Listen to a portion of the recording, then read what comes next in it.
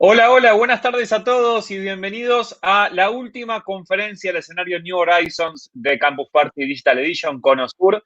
Tengo el privilegio y el enorme placer de poder presentar a un gran amigo, a un gran profesional del mundo de la tecnología. Espero que hayan disfrutado muchísimo este segundo día de Campus Party Digital Edition. Lo voy a presentar. Es ingeniero en sistemas, es co-founder y CEO de Rocking Data, una empresa dedicada a la ingeniería y la ciencia de datos, profesor del programa de Big Data en la Universidad de San Andrés, especializado en Big Data, alumni del programa Global Solutions Program de Singularity University, y obviamente, y no menor, un gran amigo y profesional del mundo de la tecnología. Así que le quiero dar la bienvenida a Freddy Vivas, a un enorme amigo. Acá me están corrigiendo antes del Gracias, inicio amigo. que queda Aldo, un error de agenda, nada más en esta vorágine que estamos transitando de campus. Así que primero Freddy y después le damos el paso a Aldo. Bienvenido, Freddy, a Campus Party Digital Edition con Osur y con toda la gente que nos está viendo, así que muy, muy bienvenido a esta primera edición tan particular que nos toca atravesar. Gracias, amigo. La verdad que re contento de estar acá. Vos lo sabés bien, para mí Campus Party es un evento que está espectacular y que lo sigo desde hace muchos, muchos años. Y trato de estar siempre, ya sea como participante o como speaker, me encanta, y más estar con gente como vos, así que estoy súper contento de estar aquí. Bueno, muchas gracias, Freddy. Gracias en nombre de Campus Party por la confianza y en nombre, obviamente, de todos los campuseros por tenerte otra edición, que ya debe ser la quinta vez o la quinta vez que estás en un campus. Sí, Y así que esta edición que nos toca también convocar a gente de múltiples países también. Así que está buenísimo. te dejo con tu presentación, todos los Dale, dale, éxitos gracias. y nos vemos en un ratito. Dale, arrancamos entonces. Ahí se ve mi presentación, ¿no? ¿Estamos bien? Sí. Bueno, buenísimo. ¿Cómo están todos los que están conectados? Agradecerles y decirles que para mí es un honor estar acá hablando con ustedes en esta modalidad nueva que para mí abre muchas posibilidades, ¿no? Que cualquier persona pueda sumarse a esto, que es un gran evento internacional con muchos nerds conectados, aprendiendo cosas, compartiendo. A mí me hace muy feliz ser parte de esto. Y de lo que les vengo a contar hoy está relacionado a algo que hago todos los días en Rocking Data, que es una empresa que trabajamos con ciencia de datos ya hace varios años. Y es algo que me apasiona, me vuelve loco, me encanta. Estamos siempre pensando cómo podemos hacer para que más gente se sube a esto. Y creemos que es aprender a hablar el idioma de los datos la mejor forma de decirlo, ¿no? Esta forma de tener una segunda lengua, una segunda posibilidad de alfabetizarse en datos como herramienta laboral, como herramienta de desarrollo personal. Esto es un poco, bueno, la presentación que comentaba Joan. Hace más de 15 años que trabajo en tecnología. Algunas de las cosas que estoy haciendo hoy ya las mencionó Joan, así que no las voy a comentar de vuelta, pero quiero que sepan que es algo que me dedico full time y que me apasiona muchísimo. Y cuando hablamos de los datos, suele haber muchas palabras tipo jerga, que está bueno aclarar, me parece, ¿no? ¿Cuáles como los grandes conceptos que están relacionados a datos, que a veces son medios confusos, ¿no? ¿Qué es Big Data? ¿Necesariamente tenemos que usar Big Data o podemos usar Small Data, ¿no? ¿Necesitamos hacer Analytics? ¿Necesitamos Data Science? ¿Necesitamos Machine Learning? ¿Inteligencia artificial? Vamos a hablar un poco de todo eso, que está bastante relacionado a un concepto que me gusta hablar mucho, que se llama Data Literacy. Data Literacy es la alfabetización en datos y por eso proponemos esto como una segunda lengua, ¿no? Cuando me acuerdo cuando empecé a buscar trabajo, yo hablo del año 2000 más o menos, se buscaba trabajo en diarios y muchas de las competencias que se pedían o las habilidades y el conocimiento estaban relacionados a, por ejemplo, saber Internet, saber googlear cosas, saber mandar un mail, saber investigar en Internet, usar herramientas de ofimática, como le decían en ese momento, que, por ejemplo Excel o Word. Eso ya es como un commodity, ya todo el mundo de alguna manera sabe eso. Y ahora van a empezar a aparecer nuevas necesidades, nuevas habilidades digitales, y la ciencia de datos es una de las más buscadas de todas esas habilidades. Por eso consideramos tan importante meterse en la alfabetización de datos. Vamos a ir charlando sobre ese concepto, ¿no? Pero también está bueno pensar cómo llegamos hasta este mundo, ¿no? Cómo es la evolución del mundo de la tecnología que provoca que hoy estemos en un mundo absolutamente atravesado por los datos y por la información digital, ¿no?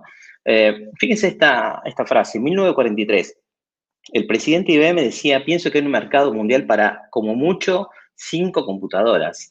Es una locura total pensar que eso podría pasar, ¿no? Es un número demasiado chico. Pero claro, cuando hablamos de cómo era una computadora en ese momento, estábamos pensando computadoras de este tamaño. Entonces, por supuesto que el sentido era bastante realista. Eran súper gigantes, no cualquiera podía tenerlas. Entonces, había mucha duda sobre el futuro de la computación, ¿no? Si podía ser personal o no. Pero entonces, si miramos esta foto, podemos seguir pensando qué pasó, cómo evolucionó todo, porque esa foto, ahí están trasladando información. Es la división de IBM de Data Processing, de procesamiento de datos, y estaban llevándose 5 megas en ese camión. Eso es 1956. Entonces, yo siempre que miro fotos como esta digo, ¿cómo puede ser que haya pasado que de 1956 a hoy hayamos tenido esa capacidad de aumentar la potencia de cómputo, ¿no? Porque 5 megas, piensen que es menos de una imagen de calidad media, podríamos decir. Y estaban llevándola ahí en ese momento. Gente como Steve Jobs y Wozniak y Bill Gates y otros, lo que se plantearon es, tenemos que hacer que las computadoras sean de uso personal, ¿no? ¿Cómo hacemos a pensar, cómo desarrollar esas habilidades, esas tecnologías que permitan que las computadoras lleguen a todas las casas?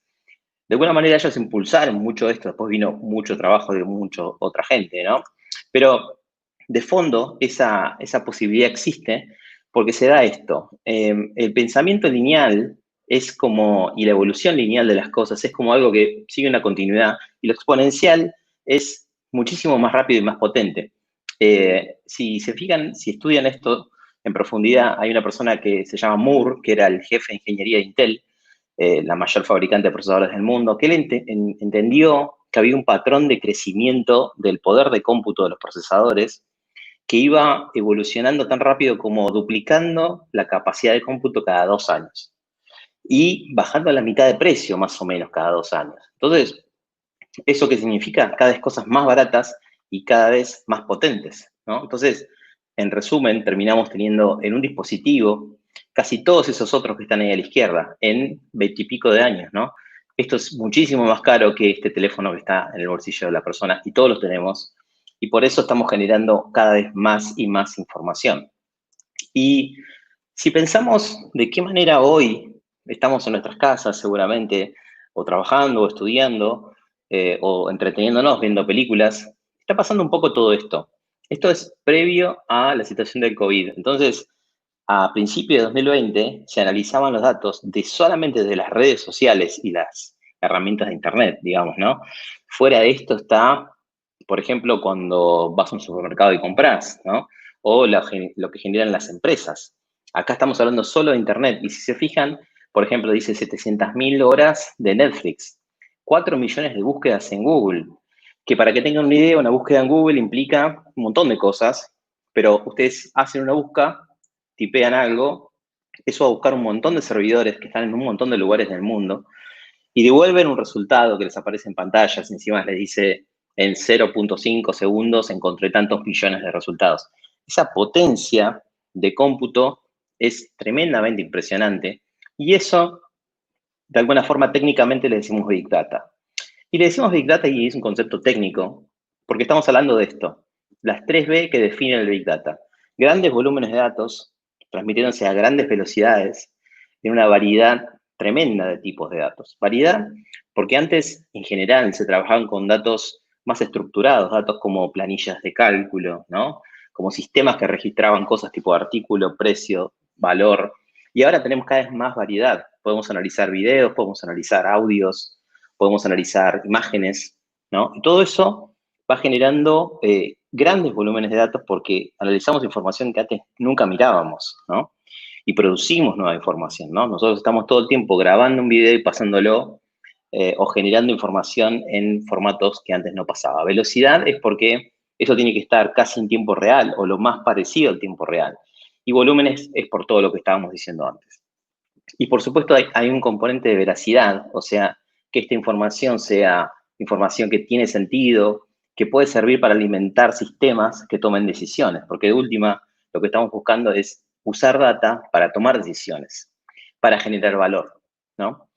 Y esta proyección siempre me gusta mirar, yo hace muchos años hago proyecciones de estas, analizando información que veo en Internet. Seagate es una de las empresas más grandes de procesamiento de data, y siempre lanza informes, y si se fijan, para 2025 proyectaban 163 zettabytes, que es el equivalente a el catálogo de Netflix unas 500 millones de veces, o sea, un montón de información realmente. Pero así todo, esto número está mal, porque pasó esto de que estamos encerrados o trabajando o estudiando desde nuestras casas, generando mucha más data de la que generábamos antes. Busqué alguna información, hay un montón de información y la verdad que tampoco hay mucha certeza, ¿no? Porque se está como está pasando esto, hay que esperar un tiempo para seguramente ver reportes, pero si se fijan, hay, por ejemplo, herramientas de home office, herramientas de videoconferencia que crecieron en un 650% en algunos momentos. Imagínense la red de Internet generando datos a un nivel que nunca en la historia de la humanidad sucedieron. Por eso la proyección de datos a futuro todavía no está. Pero algo que sí está es la visión de el uso de los datos no solamente como herramienta de negocios, sino como una herramienta para la vida crítica. Esto sí ya se venía hablándose mucho. ¿Y qué podría pasar? Podría pasar, por ejemplo, que los subtes se manejen las frecuencias o manejen las combinaciones en función a los datos, cuánta gente hay ahora, cuánta gente, ¿no? Porque todo eso puede variar en tiempo real y puede generarse decisiones que sirvan para, por ejemplo, el tráfico, ¿no? O para controlar remotamente pacientes que no necesariamente tengan que estar en una clínica, o para autos autónomos, para un montón de funciones que no están relacionadas directamente con los negocios, ¿no? Como en general, el uso de los datos durante mucho tiempo estuvo relacionado a las empresas y al marketing en general. Y como para meternos un poco más en profundidad sobre esto, este primer concepto que aclaramos es el de Big Data, ¿no? Un concepto técnico, pero lo interesante es meternos ahí y empezar a ver para qué sirven esos datos, para qué generamos información, qué podemos hacer con eso, quién las mira, quién entiende esos datos, ¿no? Y una de esas personas o roles que se dedican a esto es el científico de datos. Y según Harvard, como dice acá, es la profesión más sexy del siglo XXI. Por eso nosotros hicimos Rocking Data la empresa más sexy de Argentina, ¿no? Como se puede ver en esta foto. Y pasando ese chiste, mucha gente dice, bueno, ¿por qué sale de Big Data? ¿Tiene sentido? ¿Vale para algo? ¿Sirve? Me gusta esta frase porque dice, Big Data es la madre de todas las mega tendencias que están sucediendo. Me gusta porque si bien hay cosas como la inteligencia artificial, que tienen muchos años, recién ahora están pudiendo crecer y explotar, digamos, ¿no? Porque inteligencia artificial tiene más de 60 años. Entonces, ¿por qué recién ahora funciona? Bueno, porque la inteligencia artificial utiliza los datos y el Big Data para tomar decisiones, para aprender y conocer el mundo, básicamente. Y el Big Data no es algo que es exclusivo de las grandes compañías. Hay muchas empresas que cada vez más lo están usando. Y lo interesante es pensar que no solamente el Big Data es el que permite obtener valor de los datos. Existe Small Data, que pueden ser datos como a partir de Excel, por ejemplo, que sí tiene mucho sentido y se le puede sacar muchísimo valor de ahí adentro. Vamos a ver más ejemplos de esto. Y cuando hablamos de inteligencia artificial y de todas esas capacidades, me gusta verlo en ejemplos, ¿no? Porque la realidad es que cuesta darse cuenta en qué cosas podemos decir que la inteligencia artificial o los algoritmos o la tecnología es mejor que nosotros, ¿no? Pero si vemos, por ejemplo, este video, notamos que la realidad puede analizar información muchísimo más rápido que nosotros, puede encontrar patrones muy rápido, puede ser muy preciso, a un nivel que los humanos no podemos, ¿no? Cuando tenemos muchas variables complejas, o por ejemplo mucho comportamiento histórico, no sé, queremos mirar las ventas de 6 años para atrás, de un montón de productos. Es muy difícil hacerlo con el ojo humano, por más que uno sea el mejor analista de negocio. La inteligencia artificial o los algoritmos en sí, lo que buscan es ser un complemento de esa persona que puede tomar la decisión, ¿no? Darle más herramientas, y eso, de alguna manera, se refleja en este modelo. que tiene como 3 partes. Cuando analizamos data, lo principal es pensar, ¿para qué analizamos esa data? ¿Cuál es el objetivo que busco? ¿Qué problema intento resolver con esto, no? Después que uno puede pensar eso, con una visión medianamente estratégica, podemos empezar a ver cuál es la data que tenemos disponible, ¿no? Podemos usar data de las empresas, podemos usar data de censos, podemos usar data de Open Data, de un montón de lugares que después vamos a comentar. Nos ponemos a analizar esa data, alguien la tiene que entender y ponerla disponible en un lugar para ser analizado. Alguien después va a analizar esa data y va a tomar una decisión en base a los insights que vamos a ver. Y después alguien más va a tomar acciones o va a ejecutar esas acciones, ¿no? Este es como el proceso completo. Vamos a ir viéndolo en más detalle. Y muchas veces cuando la gente se mete a este mundo de los datos, lo primero que preguntan es, bueno, ¿quiénes nos podemos meter, no? O sea, es muy difícil, hay que ser un genio en la matemática. Bueno, vamos a ver un poco sobre eso. Me gusta explicar en este cuadro, en este círculo con intersecciones, donde la ciencia de datos está en el medio. Me gusta ponerlo así porque creo que se ve muy claro que son diferentes mundos. En este caso decidí contar solo 3 mundos. Puede haber alguna que otra cosa, pero lo más importante está acá adentro. Lo primero es el dominio del problema. El dominio del problema es la persona experta en el problema o en el campo. Puede ser, por ejemplo, un negocio, ¿no? Alguien que quiere aplicar análisis de datos en una escuela, sabe mucho, un director de una escuela, un director de un hospital, un director de una empresa, un gerente de marketing de una empresa. Esa persona entiende del problema, entiende de su negocio y quiere aplicar ciencia de datos. Puede ser también una investigación, puede ser investigadores que se pongan a entender algo súper en profundidad. Hay gente que entiende el problema a un nivel que ningún científico de datos va a entender, salvo que se dedique a entender muchos años esto. Y acá hay un complemento, ¿no? Para hacer ciencia de datos tenemos que trabajar con gente que entiende el dominio del problema. Otra cosa es la tecnología. La tecnología es parte súper importante y podríamos simplificarlo en la programación y en las herramientas de software, ¿no? O sea, entonces estamos diciendo que la ciencia de datos involucra entender un problema, involucra aplicar tecnología, que sí hay que saber programación, sí hay que saber herramientas, ¿no? Hay que saber herramientas como, por ejemplo, de base de datos, de visualización de información, un montón de herramientas que sirven para la infraestructura tecnológica, digamos, ¿no? Cada uno se va a ir orientando a lo que le parezca más cómodo, pero ese es el segundo pilar donde se apoya la ciencia de datos. Y el tercero, sin duda, es la estadística, la matemática y los algoritmos. La ciencia de datos usa estos 3 mundos, por igual, diría. El dominio del problema, que implica entender ese problema e implica intentar resolver algo, la tecnología que uso para hacerlo, y por detrás la estadística, la matemática y la construcción de algoritmos, ¿no? Que permitan hacer un modelo que solucione un problema, ¿no? Y ahora nos vamos a ir metiendo un poco más en eso, aunque la gente suele pensar que los que trabajan en ciencia de datos tienen esta apariencia, hay de todo. Realmente no solamente hay gente de ingeniería, como sería casi lo obvio, pero hay gente que trabaja en ciencia de datos que viene de la economía, la estadística, la matemática, las ciencias sociales como la sociología. Tenemos gente trabajando en nuestra empresa de un montón de carreras como hasta de filosofía, marketing, porque hay un montón de maestrías, hay un montón de herramientas para ir y tomar cursos e incorporar un conocimiento técnico cuando uno ya tiene uno de negocio, por ejemplo, ¿no? Buscar el conocimiento complementario que te faltaría, sería como la forma de verlo. Y ya ahora metiéndonos a full en el modo nerd, pónganse los anteojos si tienen que usar anteojos, vamos a empezar a ver qué respuestas nos puede dar la ciencia de datos. Porque, de última, la ciencia de datos busca una sola cosa, que es responder preguntas o entender mejor un problema, ¿no? Y hay como varios pasitos, ¿no? Que requieren de una profundidad cada vez mayor, y hay perfiles que se dedican a una parte y perfiles que se dedican más a otra, pero hace todo parte de la misma cosa. Lo primero es responder qué pasó. Imagínense que tienen una universidad y quieren decir, bueno, quieren ver cómo le fue a fin de año y dicen, bueno, estos son los alumnos que dejaron la carrera. Bueno, es una descripción meramente, la verdad que no aporta demasiado valor, pero hay mucha gente que está en este estadio, muchas organizaciones que tienen ese estadio de respuesta basada en los datos. Es muy pobre, ¿no? Podemos ir evolucionando, intentar responder por qué pasó, hacer un diagnóstico, hacer una visualización interactiva, por ejemplo, ¿no? Imagínense que tengan una herramienta que puedan ver, bueno, los de vinieron a la noche, dejaron más la carrera, los que cursaban con tal profesor en tal sede, los que vienen de tal zona, empezar a entender un poco más en profundidad, responder y hacer diagnóstico. Acá es donde hay que meterse muy bien en los datos para encontrar esos valores ocultos, digamos, ¿no? Esas cosas que son interesantes para decir, bueno, está pasando por esto, ¿no? Es un poco una solución lo que se busca ahí. ¿Qué pasará?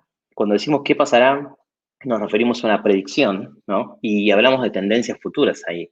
Si queremos analizar, por ejemplo, todos los alumnos, identificamos los alumnos que más abandonaron, puede ser que venían de muy lejos, que tenían tal vez más o menos esas edades, que esto es como siempre en general y hay que analizar casos después puntuales en todo caso, pero te sirve para automatizar esa toma de decisión, ¿no? Entonces, podemos decir, todos estos alumnos que les pasaba así, abandonaron, y acá hay un grupo de otros alumnos que no abandonaron todavía, pero se les parecen mucho. Quizás a ese grupo de alumnos hay que tenerlo más en la mira, porque hay que ayudarlos a que no dejen, ¿no? Esa proyección para entender ese mundo de futuro, digamos, ¿no? Analizando la histórica, es como lo más interesante que encontramos en esto. ¿Qué acción tomar? Es la prescripción. Imagínense que a ese grupo que se parece mucho al que abandonó, querramos decir, envíale una notificación para que venga a una reunión, envíale una citación, cambiarle de horario, hacer determinada cosa, mandar un curso online. O sea, ahí es donde se nota el valor muchas veces de la gente que entiende el dominio del problema, que es el que puede tomar la decisión basada en la información que fue mirando, ¿no? Esto es súper interesante para entender para qué sirven los datos. Y cuando decimos dos estadios, nos referimos incluso, si queremos ponerle nombre, a estos dos. El Data Analytics y el Data Science, ¿no? Los dos primeros pasos están dentro de lo que se considera Analytics y los otros dos pasos están en la ciencia de datos. La ciencia de datos, que ahora vamos a ir viendo, pero básicamente lo que busca es entender la historia, enriquecer esa historia con variables nuevas, pero hacer predicciones a futuro, ¿no? Y el modelo más, la disciplina más conocida dentro de Data Science es Machine Learning y por eso vamos a comentarlo. Pero antes me gusta también hablar de qué datos puedo usar, ¿no? Porque mucha gente nos pregunta, bueno, ¿qué datos tengo? No tengo suficientes datos. Podemos decir que hay como dos mundos de datos. Los datos internos. Vamos a empezar por ahí. Acá, por ejemplo, está pensado más para organizaciones, ¿no? Facturación, clientes, productos. Si fuera una escuela, podría ser, o una universidad, pueden ser alumnos, profesores, materias, exámenes, ¿no? Todas esas data. Puede ser un hospital, puede ser pacientes, médicos, turnos. O sea, la data interna de las compañías en general es muy rica. Muchas veces no está bien organizada, pero eso prácticamente no importa. Una vez que está puesta dentro de un lugar donde se puede procesar, que en general muchas veces se llama data lake, que es como un repositorio de datos donde los analistas o científicos de datos van ahí y hacen los análisis, una vez que está ahí ya está, digamos. La información es lo más importante, que exista, que esté creada y esté en formato digital para poder usarse. Y el otro mundo de los datos es algo menos conocido, pero igual de valioso, que son los datos externos. Acá puse algunos ejemplos que varían según el país, pero por ejemplo Google, si uno utiliza cualquiera de estas plataformas como Google o como Instagram o como Facebook, Twitter, lo que tienen es un concepto que se llama API, que es un conector, ¿no? Entonces, Google agarra y te dice, yo tengo un montón de información, por ejemplo, de negocios, ¿no? Se usan Google Maps.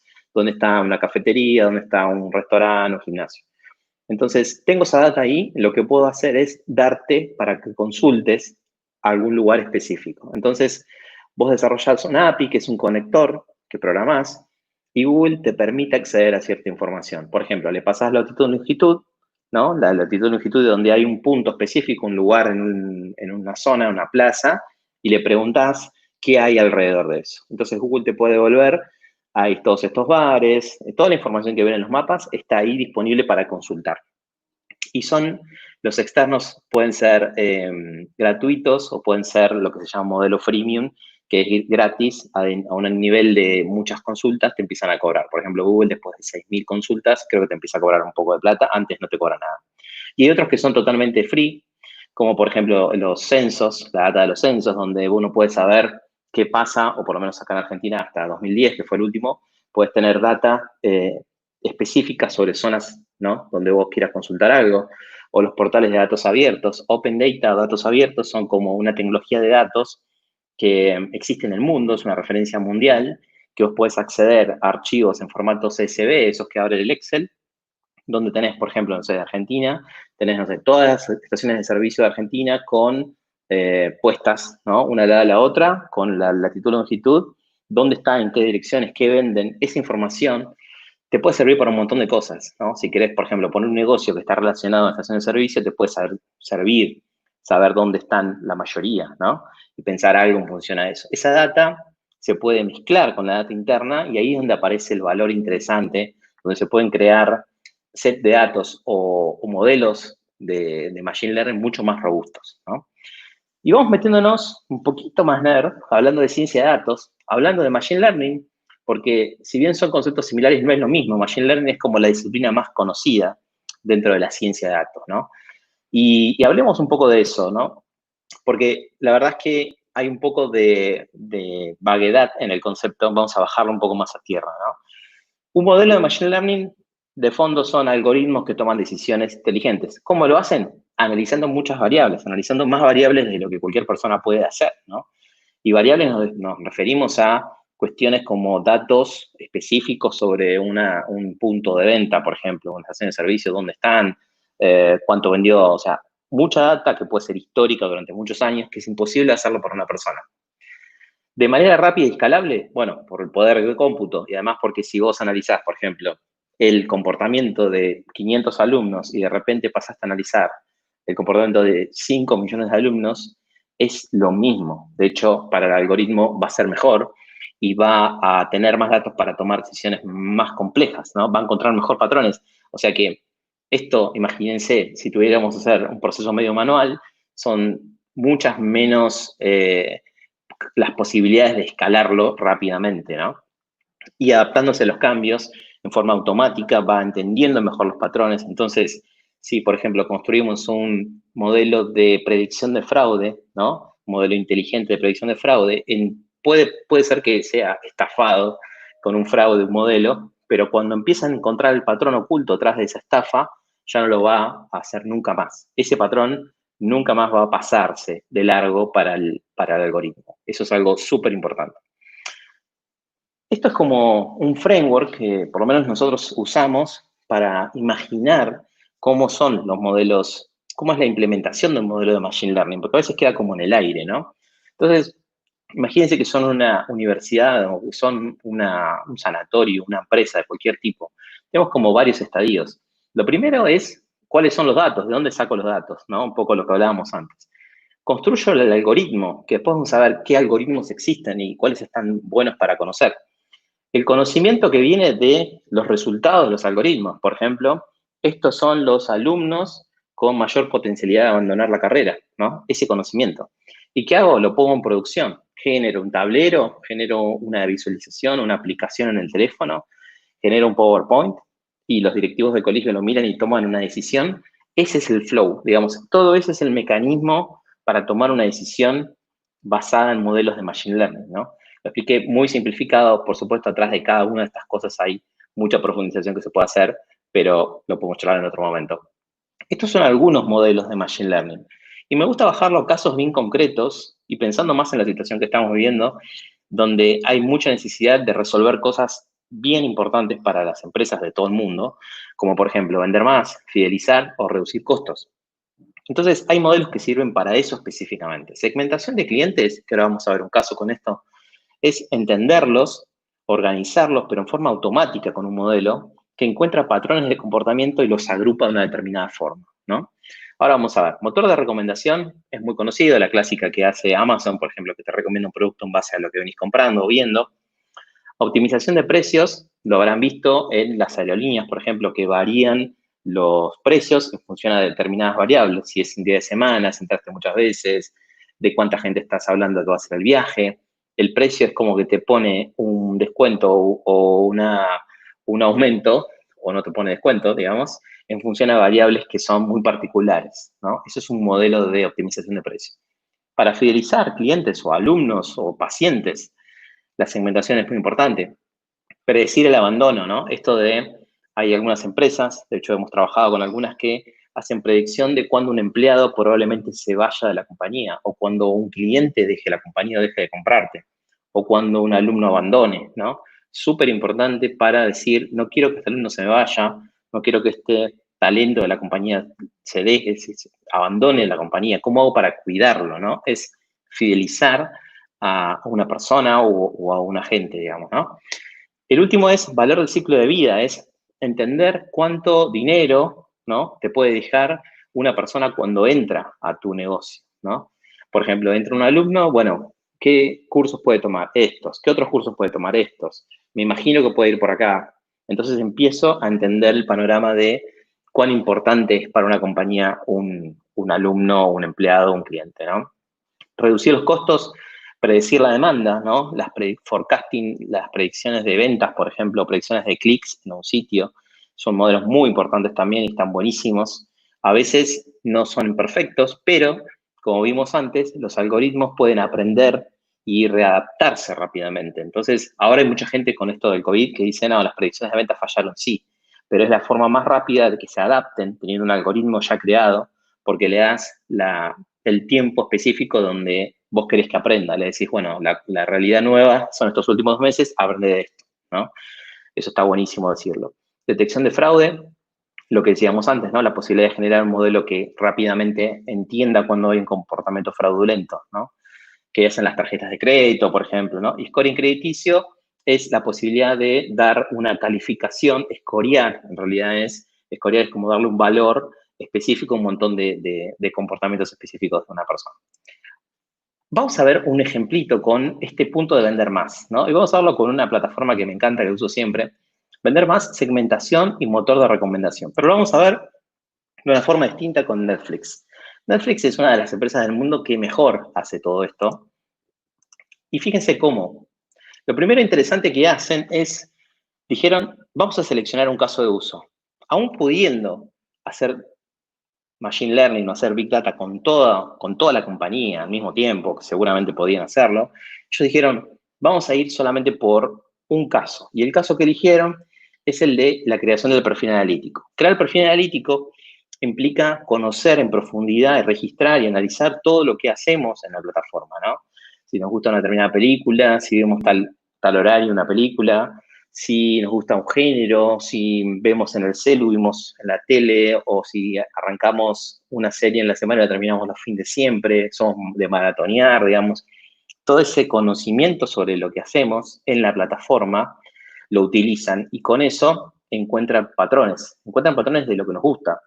Ahí, entonces, hicimos segmentación de comportamiento y también hicimos modelo de recomendación, que es lo más importante que encontró Netflix para buscar esa venta, ¿no? La sugerencia de la película, lo que logró es que el 75% de las personas que usan Netflix miran las recomendaciones. O sea que realmente esto funciona, ¿no? No solamente que es un modelo interesante y innovador, sino que da un resultado, ¿no? Esta misma lógica la pueden aplicar, diría, casi cualquier empresa que tenga datos, ¿no?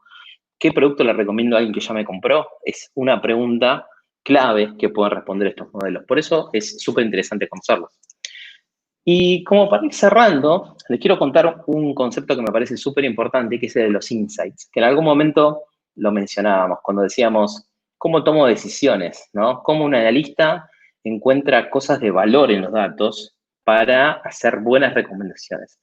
Y la única manera es hacerlo a través de los insights. Y la única manera también es meterse en profundidad en los datos, ¿no? Los insights, de fondo, son un nuevo conocimiento. Y lo que se busca con la ciencia de datos es generar nuevo conocimiento accionable, ¿no? Que permita tomar decisiones lo más rápido posible, lo más escalable posible y con la mayor precisión posible. Vamos a ver un ejemplo que me parece copado. Muchos deben conocer este logo de Tinder, ¿no? Quizás ahora más que nunca.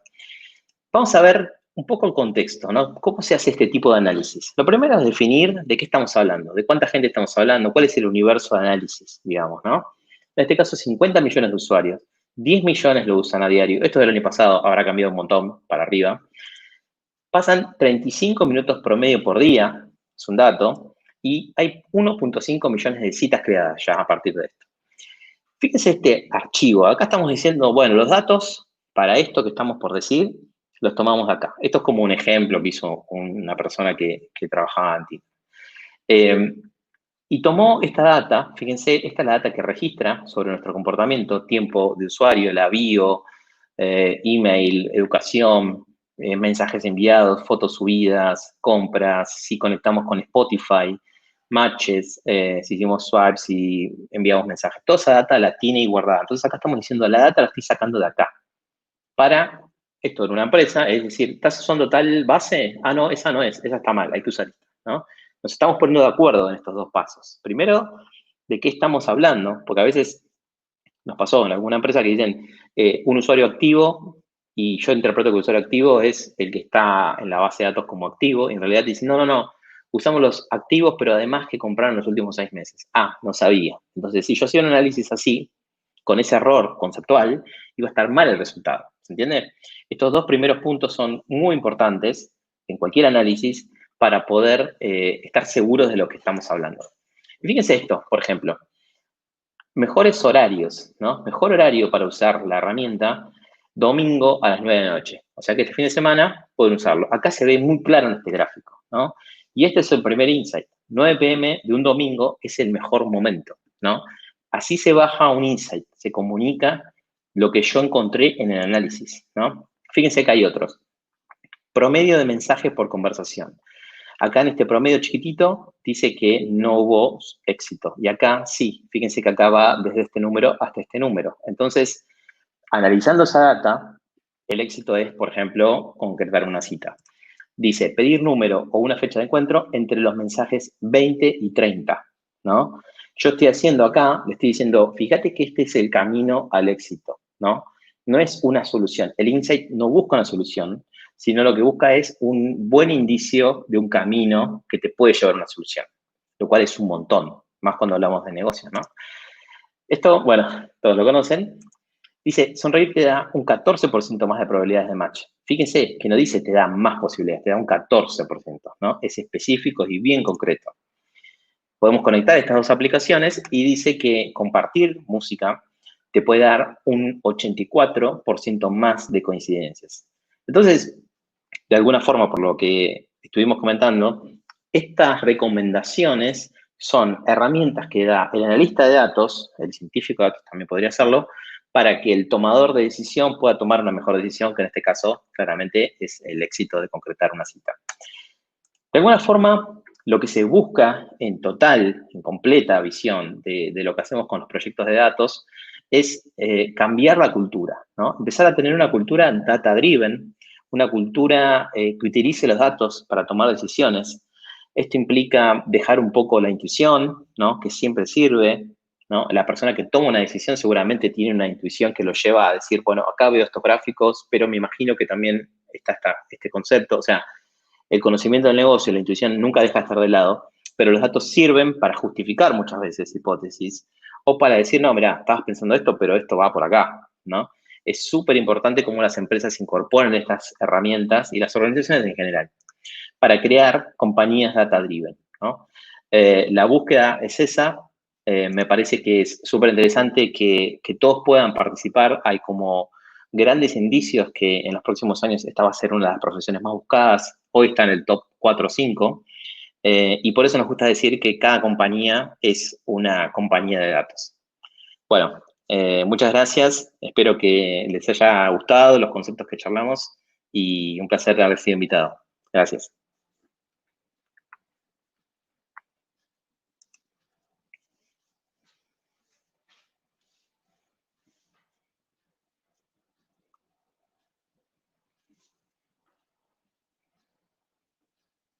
Hay preguntas, dicen. Buenísimo.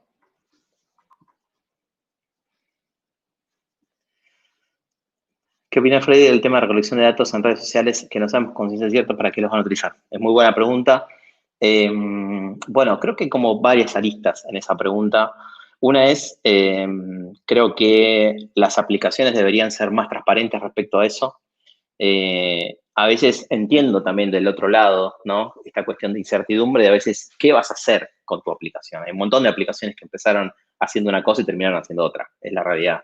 Entonces muchas veces relevan más data de la que creen que van a usar para estar cubiertos ante una situación futura. Entonces, puedo entender esa incertidumbre de las aplicaciones, de los desarrolladores, pero deberían ser mucho más claros en cómo van a usar esa información o al menos transmitirlo con cierta frecuencia. Hubo muchas peticiones a las aplicaciones que empezaron a mostrar más data después de que alguien se lo pidió, ¿no? Eso por un lado. Después, creo que los gobiernos deberían, en general, tener como una visión de cómo se está usando la data y empezar a legislar más. Sin duda hay un camino por ahí.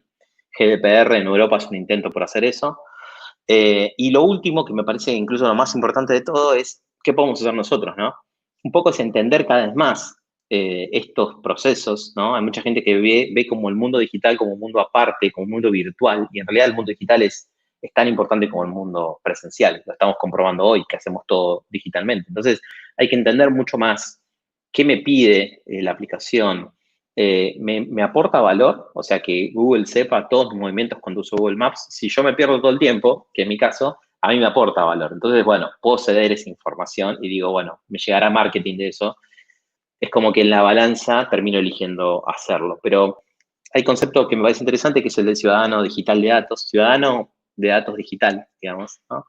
Que es una persona que entiende a un nivel elemental el mundo de los datos y puede tener decisiones más informadas, ¿no? Me parece que está bueno ir por ese camino.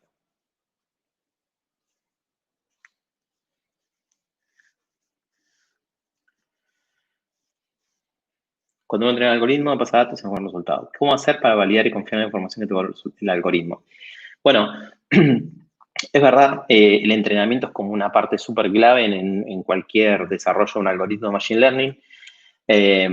Y diría que es un proceso donde hay que estar muy cerca del conocedor del negocio, ¿no? Como decíamos antes en esos círculos, para validar que lo que está dando como resultado tiene sentido, ¿no? E incluso la validación lo más rápido posible, ¿no? Para ir iterando en un modelo ágil de desarrollo de Machine Learning.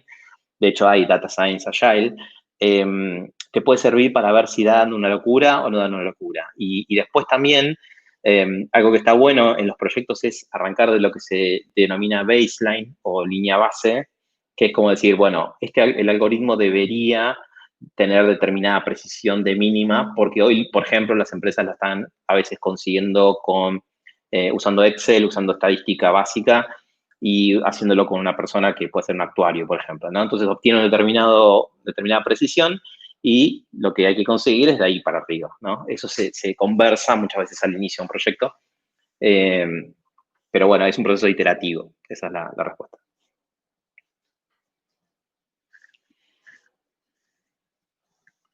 Data Dignity, no lo conozco, no sé qué es. Dignidad de datos. Si alguien puede aportar algún concepto de eso, si no lo voy a buscar, pues no puedo decir nada.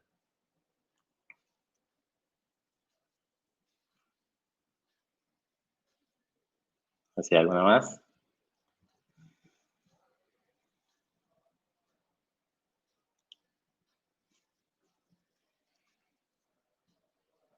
Listo, buenísimo.